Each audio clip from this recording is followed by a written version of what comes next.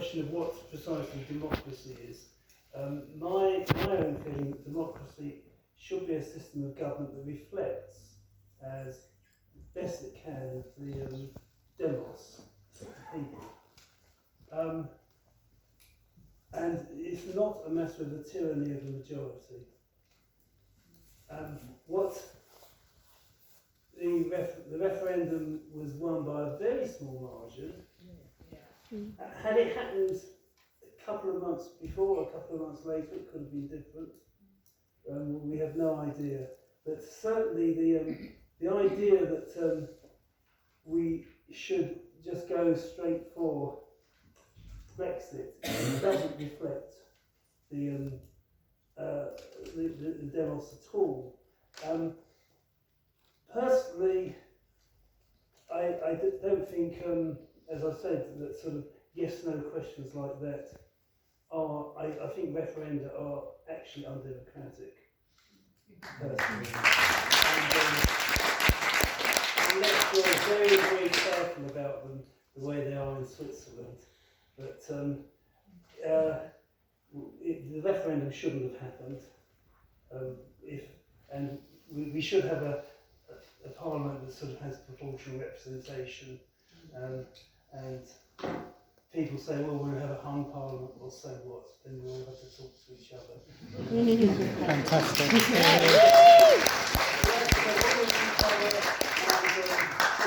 As they do in other civilised countries. Thank you, Sammy.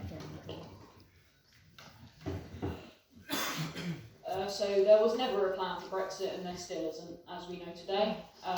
People were voting not really knowing what Brexit was. We still don't know what Brexit is.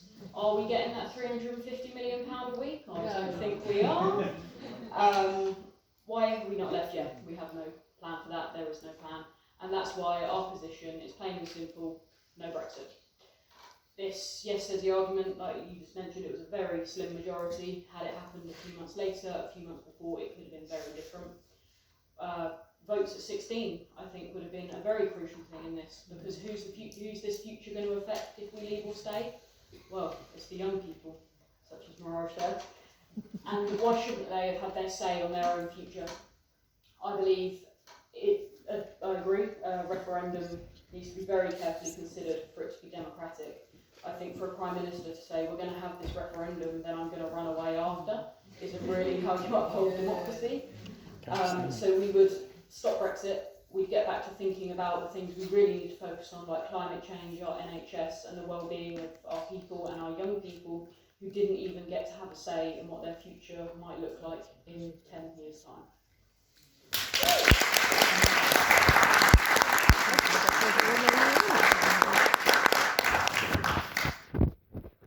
So yeah, I agree. David Cameron held a referendum without thinking what the consequences were, and he definitely did not intend to implement the Brexit vote if it went that way, which it did. So the lesson is never ever call a referendum if you don't plan on implementing either side of the argument.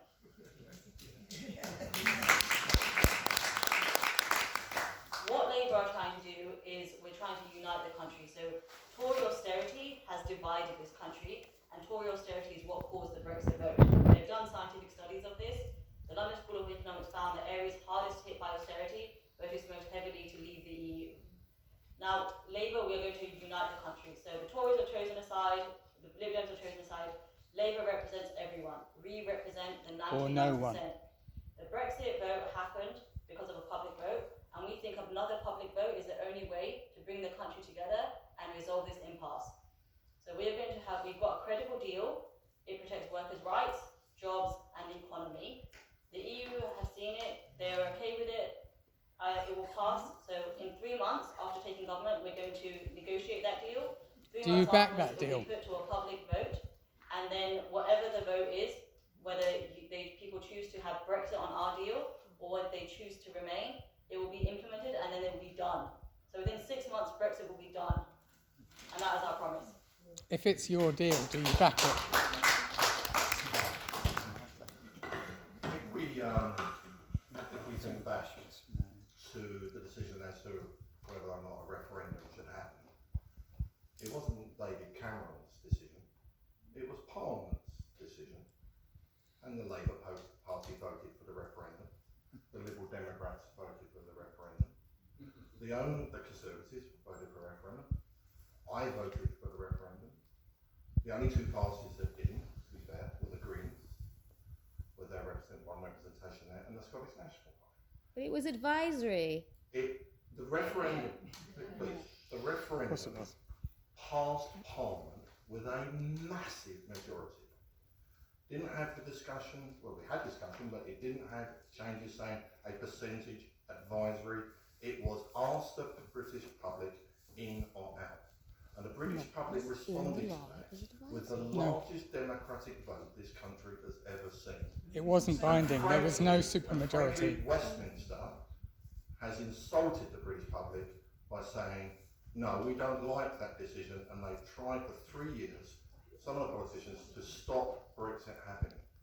Like Boris. Boris stopped it. Misinformation was the insult. If we have a Conservative government with a majority, every single candidate has signed up. We do Brexit, we leave, we get on with the NHS and education. But that's what the public asked us to do. And people are saying, at the end of the day, if we don't like referenda, don't vote for them in Parliament. Parliament voted for it, the Labour Party voted for it, the Liberals voted for it, and then they don't like the result. That is undemocratic.